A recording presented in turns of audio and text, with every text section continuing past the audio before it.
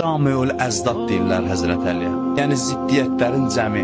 Əli əleyhissalam döyüşdə aslan kimi, şir kimi meydana girir, yetim uşaq qabağında ən təvazökar insan kimi dayanır. Hələ heç deyir, qılıncının qanı qurumamış bir yetimin yanından biganə ötə bilmir. Baxırsan bu eyni adamdır, döyüşdə gülə-gülə döyüşür.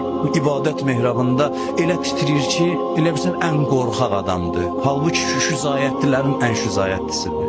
Buyurur ki, Əli bir insandır, elə bir insandır ki, Rəbbi onda təcəlli eləyib, onda zahir olub. Kamil insanlar ki, Quran buyurur, mən onları özümə xəlifə yaratdım, Allahın sifətlərini bir-bir özlərində cəm eləyirlər. Ən kamil insanlardan biri və Peyğəmbərin ən üstün silahdaşı, qardaşı Əli əleyhissalamdır. Deyirlər, Peyğəmbərin neçə möcüzəsi var, biri Qurandırsa, bir möcüzəsi də Əli əleyhissalamdır. Peyğəmbərin əzəmətini tanımaq üçün bax gör Əlini tərbiyə eləyib. Yəni İslam məktəbinin ilk şagirdi Əli əleyhissalamdır. Quran barədə buyurur, Quranı paklardan başqa heç kəs başa düşməz.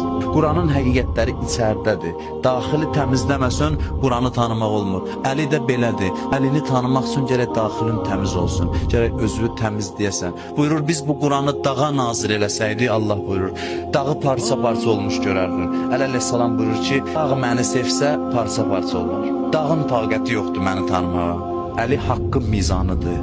Aliyyum mə'əl haqq, Peyğəmbər buyurub, yəni Əli haqq ilədir. Hədis-i qudsi də var. Buyurur ki, insanlar Əlini tanıyıb, onu sevsəydilər, Əlinin vilayətini tanıyıb, onu sevsəydilər, Allah buyurur, cəhənnəm odun yaratmazdı. Yəni, cəhənnəm